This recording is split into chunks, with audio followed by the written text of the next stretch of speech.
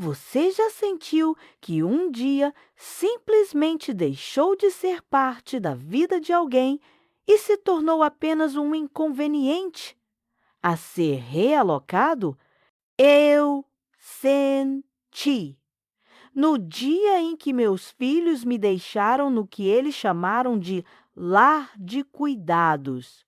Chovia, aquele tipo de chuva lenta, fria, que parece sussurrar: algo está prestes a morrer. Diana, minha filha mais velha, desceu do carro com passos firmes, como se estivesse indo assinar um contrato importante no banco, e não a decisão fria de onde sua mãe passaria os últimos anos de vida. Ela não me olhou nos olhos. Talvez porque, se olhasse, veria o que tentou ignorar por meses. Eu ainda estava viva por dentro. Ricardo, meu filho caçula, o arquiteto dos grandes projetos, ficou olhando para o relógio no pulso, como se o tempo dele fosse valioso demais para gastar comigo. Atrás do vidro fumê, sua esposa, Victoria, nem sequer saiu do carro. Talvez estivesse com medo de que a velhice fosse contagiosa. Mãe, aqui você vai ter atendimento médico, companhia e não vai mais ficar sozinha, disse Diana, recitando cada palavra como se tivesse ensaiado frente ao espelho. Sozinha. Interessante! Eu vivi 47 anos na casa que construí com Howard, meu marido. Nenhuma parede daquela casa era fria. Cada canto guardava risos, músicas de domingo, o cheiro de pão fresco e as marcas de mãos pequenas nas portas. E mesmo assim, segundo eles, eu estava sozinha. Na verdade, eu era só um obstáculo entre eles e a venda da casa. Entrei no quarto que me destinaram. Uma cama estreita, lençóis que cheiravam a desinfetante, paredes brancas demais, como se tivessem sido pintadas para apagar qualquer traço de lembrança. Havia apenas uma janela com vista para o estacionamento, não para o céu, não para as flores, para carros, objetos que chegam, descarregam e vão embora, como meus filhos. Perguntei, por mera formalidade: quando vocês vêm me visitar? Ricardo forçou um sorriso. No próximo fim de semana, prometo. Victoria continuava dentro do carro, olhando o celular. Eles foram embora rápido, como quem estala os dedos para se livrar de um fardo emocional. Naquela noite, esperei a ligação que não veio. No dia seguinte, nada. Uma semana passou, um mês.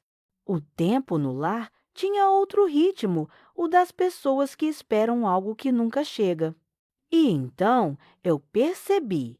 Eu tinha sido descartada, como uma peça que já cumpriu sua função.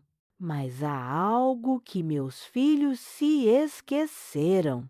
Antes de ser mãe, eu fui Beatriz Warner, professora de matemática aplicada na UNAM. Eu era especialista em teoria das probabilidades. E se tem uma coisa que a probabilidade me ensinou é: quanto maior a certeza de alguém, maior o erro quando não se considera todas as variáveis. Eles acharam que o jogo estava terminado. Mal sabiam que, ao me removerem da minha casa, eles apenas tinham feito o primeiro movimento de um tabuleiro que eu conhecia melhor do que ninguém. E foi exatamente no meio dessa solidão calculada que o inesperado aconteceu, algo que mudaria tudo. A carta chegou numa quarta-feira encharcada. A chuva parecia repetir o mesmo som do dia em que fui deixada ali.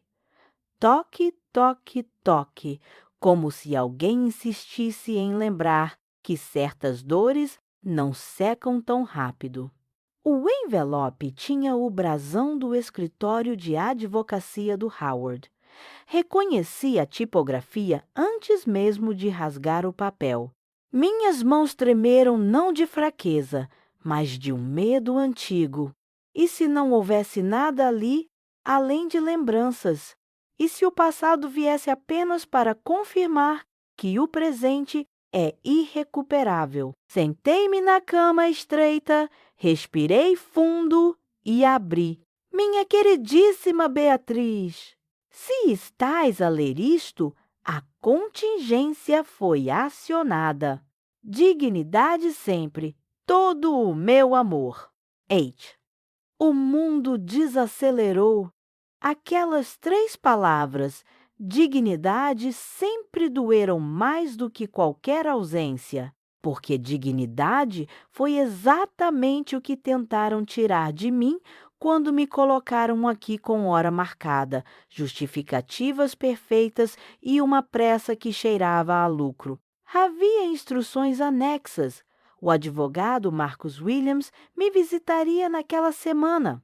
Acessos, ativos, condições do fideicomisso. Cada termo jurídico pulsava como um coração teimoso dentro daquela sala séptica. Fechei os olhos e vi Howard em 1992 com o mesmo olhar que ele tinha quando não queria que eu percebesse o quanto estava preocupado. Se as probabilidades apontam para o pior, nós preparamos o melhor, ele dizia, pousando os dedos sobre os meus gráficos. É eu que sempre calculei riscos e desvios padrão. Não calculei a velocidade com que o amor de um filho pode ser substituído pela conveniência. As memórias voltaram como lâminas e como curativos ao mesmo tempo. A nossa casa em Coyoacán, o cheiro do café, às 6, as piadas internas que só quem ama de verdade entende. E, de repente, o contraste cruel, minha assinatura falsificada, a caixa velha trocada por uma cama de hospital. O é, para o seu bem, dito sem me encarar. Segurei a carta no peito não como quem se agarra ao passado, mas como quem segura uma chave. Porque era isso, uma chave. Howard havia previsto variáveis que nem eu quis admitir. Ele sabia que a morte mexe com heranças, que o silêncio abre brechas, que a culpa tem preço e oportunidade. Ele confiou na minha cabeça tanto quanto no meu coração, e me deixou um mapa quando Marcos chegou alto, voz calma, o tipo de presença que ocupa a sala sem erguer o tom. Eu já não era a mesma mulher descartada da semana passada. Senhora Warner, disse ele respeitoso. A cláusula foi acionada no momento em que a senhora foi removida da sua residência contra sua vontade. A partir de agora, a senhora tem acesso integral aos ativos. O valor atual, ele fez uma pausa breve, deixando os números se assentarem, é de 47 milhões de dólares. 47 milhões. Não como uma fortuna que humilha, mas como um verbo reconstruir. Ali, a dor deixou de ser só dor, tornou-se direção. Olhei pela janela o estacionamento. Outra vez, carros indo e vindo, vidas apressadas, promessas de fim de semana que nunca chegam. E pensei, Começaram o jogo achando que eu seria peça descartável. Esqueceram que eu sempre fui quem lê o tabuleiro. A carta de Howard não me devolveu a casa naquele instante, devolveu-me algo maior, a autoria da minha história. Pela primeira vez desde o abandono, não senti pena de mim, senti estratégia. Senti amor no tempo certo. Marcos ajeitou a pasta e esperou a minha decisão. Eu sorri de leve, como quem descobre que a ferida é também fenda por onde entra a luz. Vamos começar, disse. Não por vingança, por dignidade. E foi assim que o eco de um amor antigo se transformou no desenho do meu futuro. No dia em que assinei a transferência do Sol Dourado, não ouvi fogos nem palmas, só o som seco da caneta contra o papel e um pensamento. A invisibilidade terminou. Durante meses, eu tinha andado pelos corredores como sombra. Agora eu era o farol. Comecei pelo óbvio que ninguém queria ver. O corredor principal tinha lâmpadas frias demais, os olhos dos residentes frios por falta de conversa. Faltava pessoal, sobrava planilha. Chamei a diretora administrativa. Reduzimos custos para manter o equilíbrio, disse ela. Eu respirei fundo. O equilíbrio que corta na carne de quem precisa não é equilíbrio, é indiferença com matemática bonita. Reuni a equipe em círculo sem mesas entre nós. Pedi que cada um dissesse o nome de um residente e algo que o fizesse sorrir. Houve silêncio, depois hesitação, depois histórias. A cada história, um caderno novo. E, em cada caderno, uma equação. Muito simples. Tempo, x, empatia, igual a cuidado real. Na semana seguinte, mudei a escala. E usei aquilo em que sempre fui boa: probabilidade e otimização. Se as quedas aconteciam entre 17 horas e 19 horas, por que a equipe estava mais desfalcada justamente nesse horário? Reorganizei turnos, criei janelas de atenção e metas de conversa de 5 minutos por residente após o jantar. 5 minutos parece pouco, mas 5 minutos todos os dias viram laços e laços salvam gente de cadeiras vazias. A sala de estar, antes silenciosa, ganhou uma vitrola antiga. O cheiro de desinfetante foi trocado pelo de bolo de laranja nas tardes de quarta. Pintei as paredes com cores quentes. Troquei a janela do meu quarto.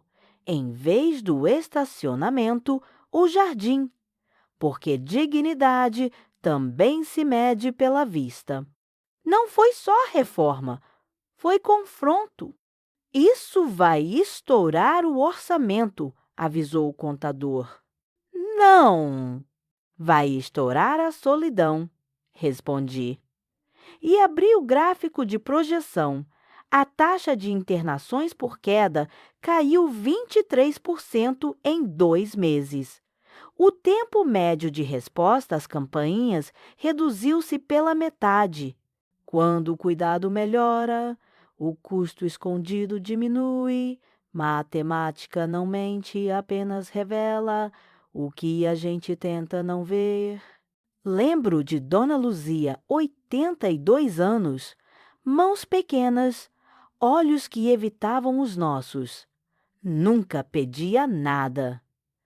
Um dia, sentei ao lado dela com 2 xícaras de chá. Sei que a senhora não gosta de incomodar, eu disse. Mas eu gosto de ser incomodada.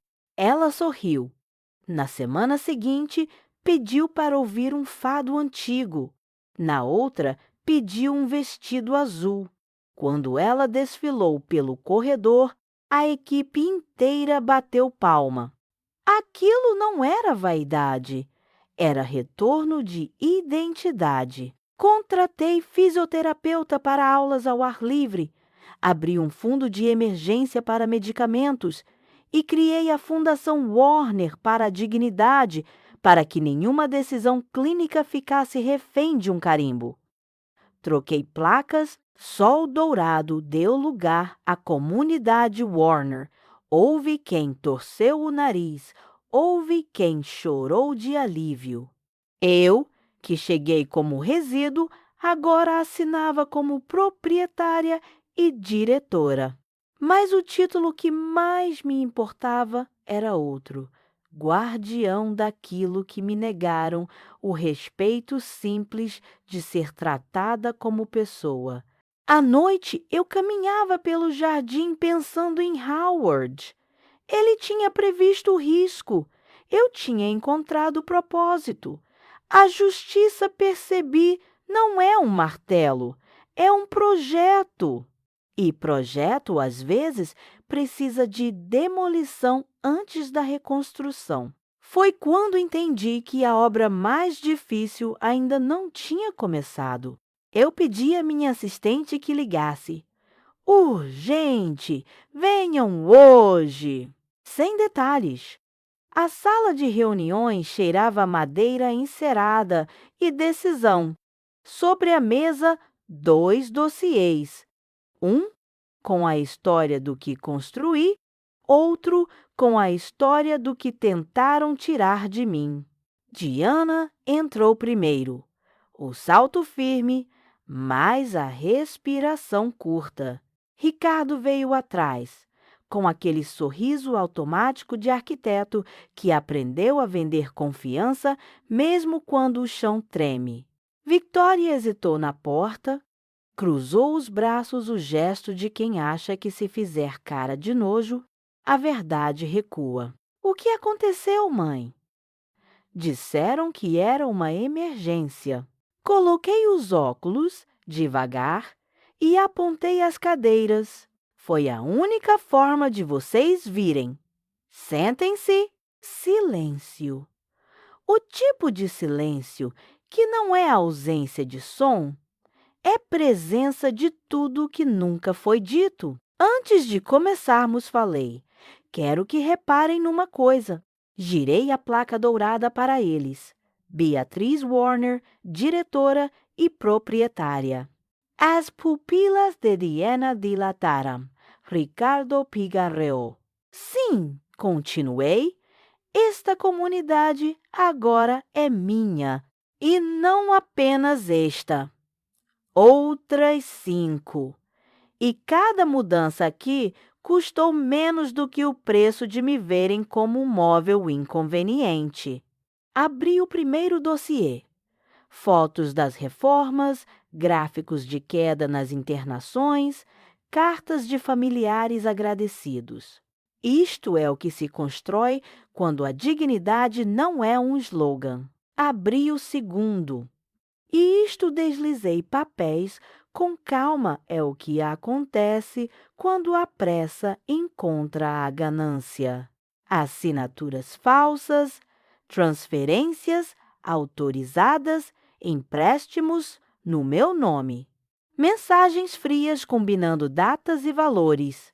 Diana empalideceu.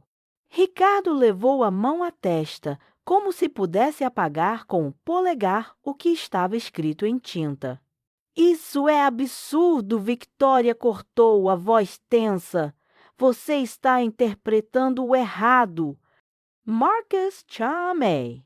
O advogado entrou e colocou a lei na mesa, sem espetáculo. Falsidade documental, fraude bancária, apropriação indevida, a tipificação é clara. A pena combinada pode chegar a 15 anos, somadas às circunstâncias de abuso contra a idosa. Ninguém respirava direito. Eu respirei por todos. Anos atrás, minha voz teria vindo com lágrimas. Hoje veio com chão.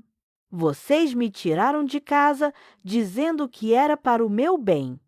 Depois, tiraram o que era meu dizendo que era eficiência. O que dói não são os papéis. É a certeza com que vocês foram capazes de me transformar em um número dispensável. Diana abriu a boca. Fechou. Quando falou, foi outro timbre menor. Mãe, eu achei que... Não mintam para mim com boas intenções, interrompi, firme. Vocês conversaram numa cafeteria sobre a valorização do bairro, sobre escritório novo, sobre investimento. Eu ouvi. Não foi cuidado, foi cálculo. Deixei que a verdade ficasse de pé alguns segundos. Depois, deslizei 3 documentos na direção deles. Eu não vim aqui para pedir desculpas em vosso lugar. Vim para dar uma escolha. Restituição total do que obtiveram usando o meu nome. Venda de bens e doações integrais à Fundação Warner para a Dignidade e serviço voluntário aqui, um fim de semana por mês durante 2 anos. Ricardo, manutenção e acessibilidade. Diana, educação financeira para idosos. Victória, lavanderia.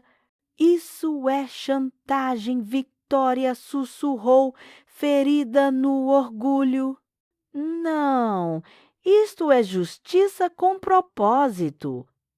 A outra opção, apontei para o telefone sobre a mesa, é o Ministério Público.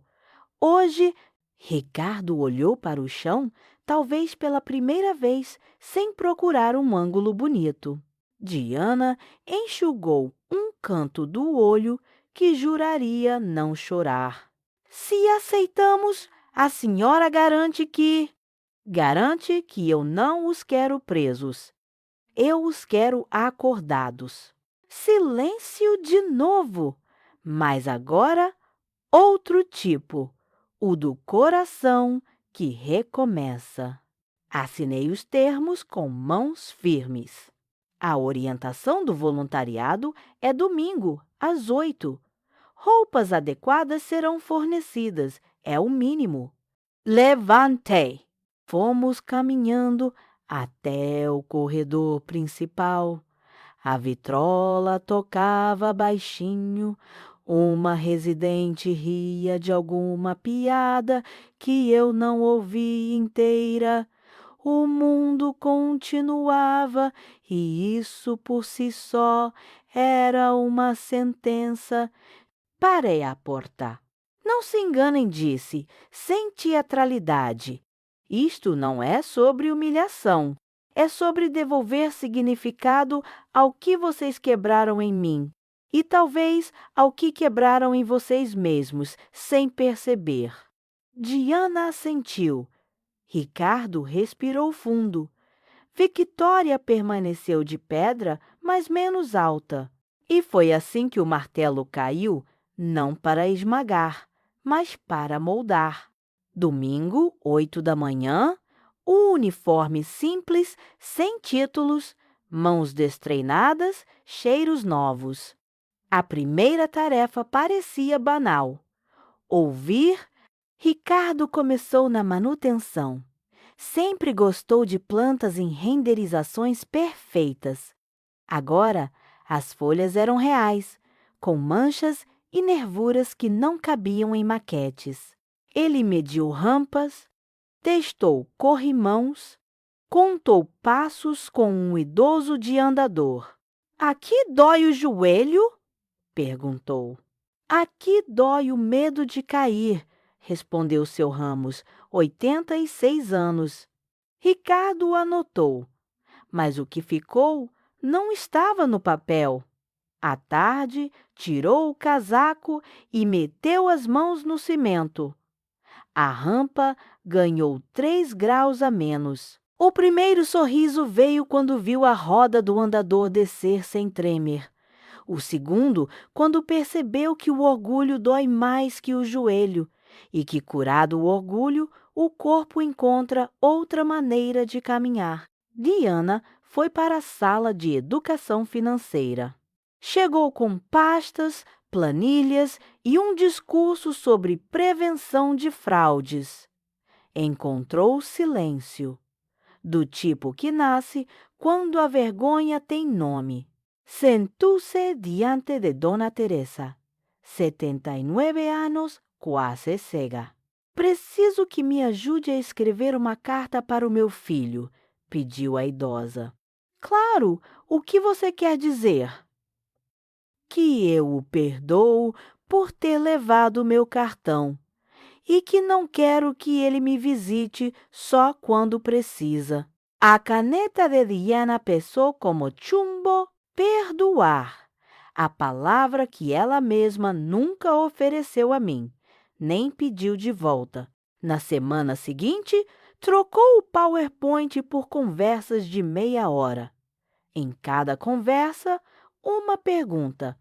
Quem cuida de você quando você cuida de todo mundo? As pessoas choravam.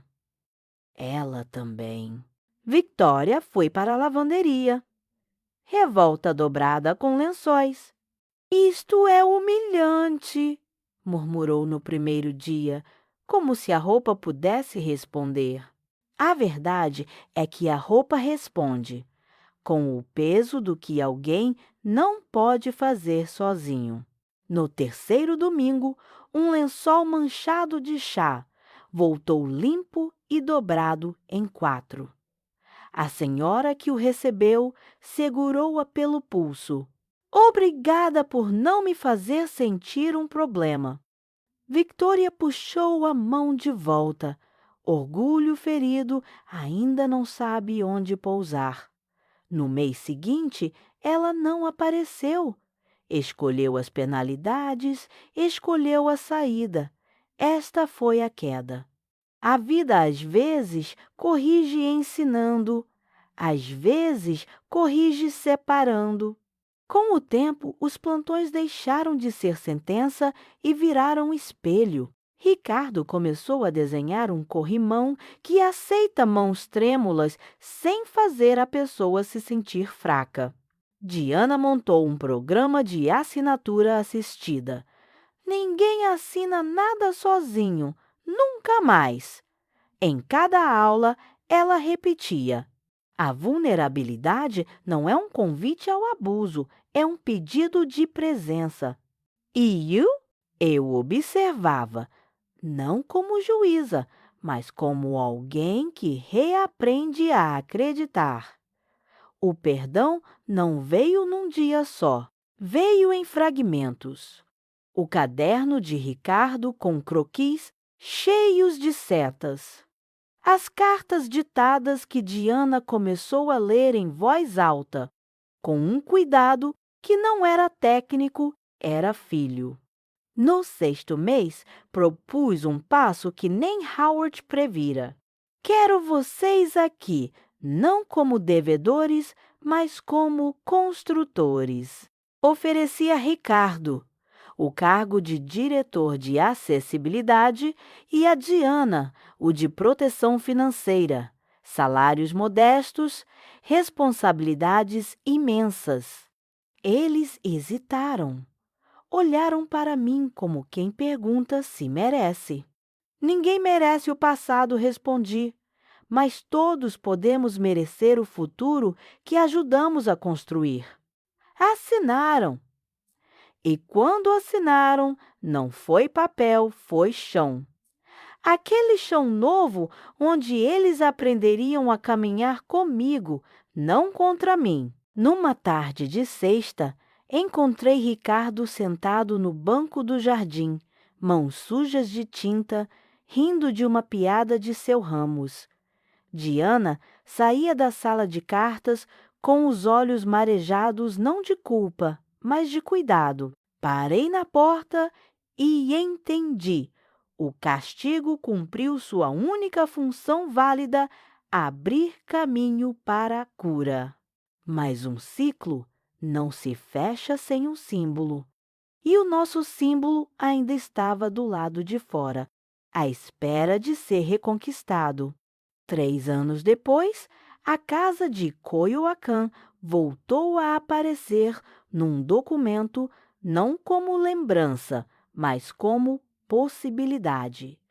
Litígios concluídos, portas entreabertas. Fiquei diante do portão enferrujado, a chave nova na mão velha. O ferro rangeu, como se reconhecesse meu nome.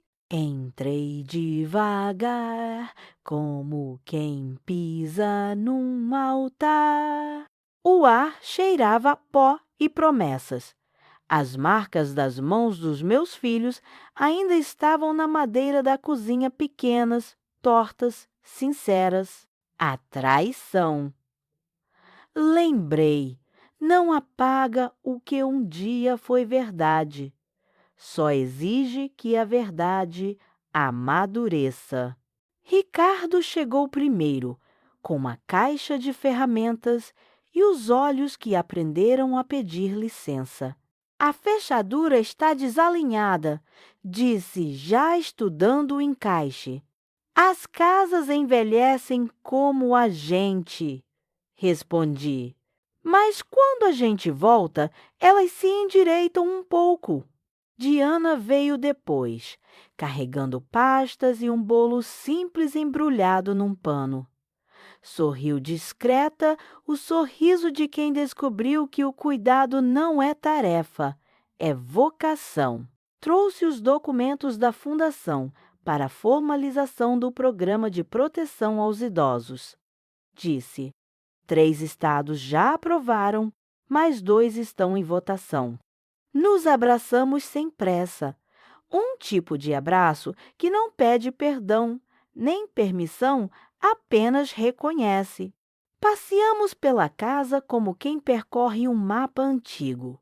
No quarto, toquei no lugar onde Howard pendurava o relógio de bolso. Ele previa probabilidades? Eu disse. Eu aprendi a prever gente. Fechei os olhos e ouvi sua voz de ontem. Dignidade sempre. Abri e o presente estava inteiro. O legado não era a fortuna. Era o que ela nos permitiu fazer com o que faltava no mundo. A Fundação Warner se tornara referência, rampas que abraçam rodas, corredores que convidam passos hesitantes, salas onde ninguém assina nada sozinho. Em cada unidade, uma placa pequena. Aqui, a dignidade é política da casa. Victoria me procurou num fim de tarde. Trazia os ombros baixos e uma transparência que a soberba não sabe usar. Minha mãe Alzheimer disse, sem maquiagem na voz. Se houver vaga. Houve um silêncio que não julgou. Haverá cuidado, respondi. É o que a sua mãe pede. É o que a minha história exige. Ela assentiu com olhos molhados e foi embora. Nem toda queda vira redenção, mas toda dor bem olhada pode virar caminho. Na primeira noite de volta a Coyoacán, jantamos no chão da sala como 3 aprendizes, sem louça fina, apenas pão, sopa e histórias.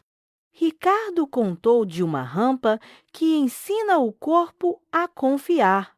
Diana falou de um idoso que recuperou o nome quando parou de ser chamado de Caso. Eu escutei, e uma frase que guardei para mim mesma acendeu. A justiça que cura é a que devolve sentido, não a que devolve ferida. Antes de dormir, abri a janela. O jardim sobrevivente teimoso, oferecia 2 flores novas num galho quase seco. Sorri. As casas sempre sabem quando estamos prontos. No dia seguinte, reorganizamos a biblioteca. No fundo de uma caixa, encontrei uma fotografia. Eu e Howard à porta, jovens demais para desconfiar do futuro. Coloquei a foto no aparador e falei baixo, como se ele ainda esperasse a minha conclusão de tese. Você fez as contas, eu fiz o resto. E o resto era isto. Um filho que desenha acessibilidade como se desenhasse dignidade. Uma filha que protege finanças como quem guarda um coração. Uma casa que nos recebe sem nota de débito. E uma fundação que diz, todos os dias, que ninguém é descartável. Fechamos as cortinas cedo. A cidade respirava lá fora. Aqui dentro, a paz não era ausência de conflito, era presença de propósito. No escuro, pensei no que diria às pessoas que nos assistem. Não esperem uma fortuna para fazer justiça. Esperem a coragem de chamar pelo nome aquilo que foi quebrado e reconstruam. No amanhecer, levei a mão à tranca da porta e senti o metal morno de sol. Vamos trabalhar, eu disse aos meus. A casa voltou. Agora é a nossa vez de merecê-la. And Olive Rand. E assim o círculo se fechou sem apagar o caminho para que outros possam atravessar Eludor.